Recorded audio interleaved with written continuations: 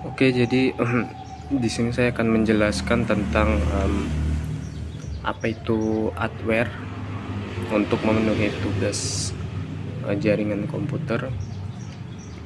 Jadi di sini saya sudah menyiapkan PPT-nya.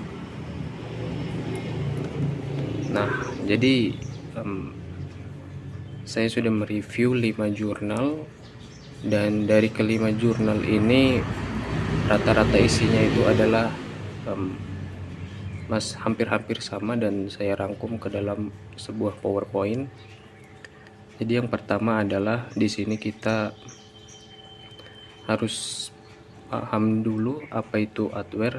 Jadi apa itu sebenarnya adware? Jadi adware itu adalah singkatan dari Advertising Support Software, yang merupakan jenis perangkat lunak yang menampilkan iklan kepada pengguna. Jadi adware itu sebenarnya difungsikan sebagai promosi ya, atau iklan berbentuk banner yang dimasukkan secara tersembunyi oleh pembuat program. Umumnya program itu diberikan secara gratis, tapi dengan kompensasi pemakai harus menerima iklan pada program tersebut. Terkadang pemakai itu ingin menggunakan program shareware, tetapi di dalamnya terdapat program yang difungsikan sebagai adware itu tadi, adware. Contoh adware itu misalnya program A ya, diberikan secara gratis. Ternyata memiliki jendela kecil pada program dan terus berganti-ganti gambar iklan. Ya, itu disebut dengan adware. Terus apa tujuan dari adware ini? Ya, jadi salah satu tujuan utama adware ini adalah untuk menghasilkan pendapatan bagi pengembang dengan menampilkan iklan kepada pengguna. Karena websitenya tadi kan sudah gratis, jadi untuk dia bisa mendapatkan pendapatan dari website tersebut, maka dia harus memasukkan yang namanya adware. Jadi adware itu juga digunakan untuk mengumpulkan data pengguna dan preferensi mereka untuk kepentingan periklanan. Terus cara adware masuk ke sistem itu gimana? Jadi yang pertama, adware itu dapat masuk ke sistem ya. Jadi adware itu dapat masuk ke sistem melalui unduhan perangkat lunak yang tidak terpercaya atau tidak sah. Lalu pemasangan adware itu juga dapat terjadi melalui tautan yang meragukan atau iklan yang menyesatkan ya. Terus apa dampak dari adware itu sendiri?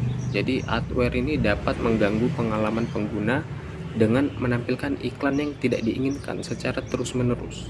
Jadi beberapa jenis adware itu dapat mengumpulkan informasi pribadi pengguna yang mengancam privasi mereka. Ya, selain itu, adware itu juga dapat memperlambat kinerja sistem dan mengurangi kestabilan perangkat.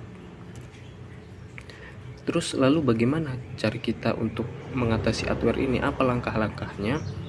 Yang pertama, pastikan selalu mengunduh perangkat lunak dari sumber yang terpercaya dan sah. Periksa setiap tautan atau iklan sebelum mengkliknya ya, untuk menghindari pemasangan adware yang tidak diinginkan. Lalu gunakan perangkat lunak antivirus yang terkini untuk mendeteksi dan menghapus adware. Nah, ini adalah contoh dari adware ya. Kalian pasti pernah lah atau mungkin sering ya melihat adware ini di website-website. Saya sendiri juga sering.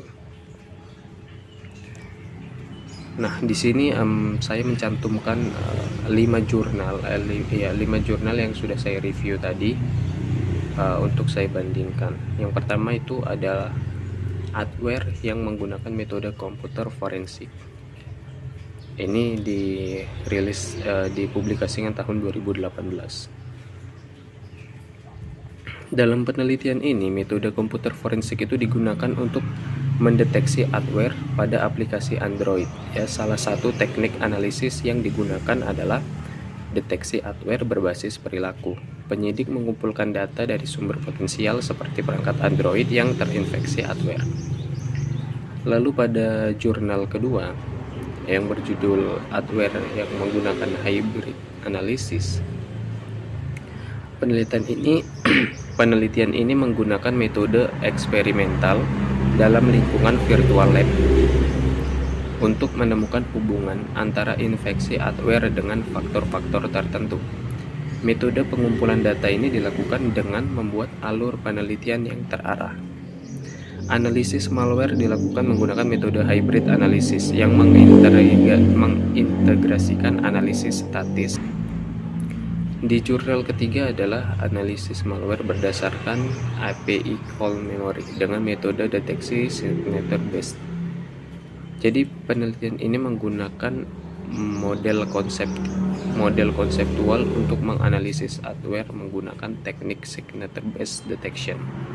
Masalah utama yang ditangani adalah meningkatnya jumlah jenis malware yang menyerang pengguna komputer. Dalam penelitian ini dilakukan analisis malware pada file yang dicurigai sebagai malware untuk mengurangi kerentanan sistem. Dengan menggunakan teori static analysis, signature based detection, dan API call, hasil analisis akan berupa API call memory yang terhubung dengan signatur yang ditemukan menggunakan metode signature based detection.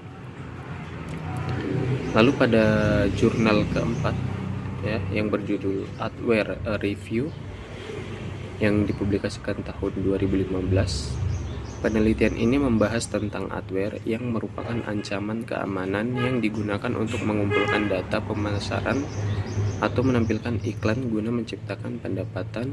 Adware ini lebih umum dan lebih efektif dibandingkan malware konvensional. Kelemahan utamanya adalah adware dapat mengancam privasi yang sudah kita bahas tadi, kerahasiaan, integritas, dan ketersediaan sistem. Penelitian ini juga mengidentifikasi berbagai jenis adware yang umum digunakan oleh pengiklan saat ini, seperti banner, pop-up, floating, dan lainnya.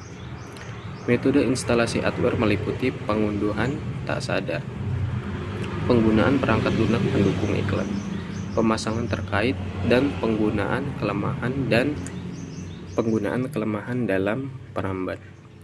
Adware juga melacak pengguna menggunakan cookie dan sumber data lainnya untuk membuat profil pengguna guna menargetkan iklan. Lalu pada jurnal terakhir yang saya review, yaitu analisis malware pada sistem operasi Windows menggunakan teknik forensik yang dipublikasikan tahun 2021. Pada bagian hasil dan pembahasan hasil penelitian, setiap malware itu memiliki aktivitas yang dilakukan seperti pembuatan file, pembacaan file, penulisan file, dan penggunaan sumber daya seperti CPU dan memori. Adware umumnya akan melakukan kegiatan seperti pembacaan file terkait iklan, penulisan file yang berkaitan dengan iklan, serta penggunaan sumber daya CPU dan memori untuk menjalankan dan menampilkan iklan. Oke, cukup sekian yang bisa saya sampaikan mengenai adware. Semoga bisa dan mudah untuk dipahami. Semoga kita semua sekarang tahu bagaimana cara untuk menghindari adware dan tahu bagaimana cara mengatasinya. Mungkin cukup sekian, saya tutup. Assalamualaikum warahmatullahi wabarakatuh.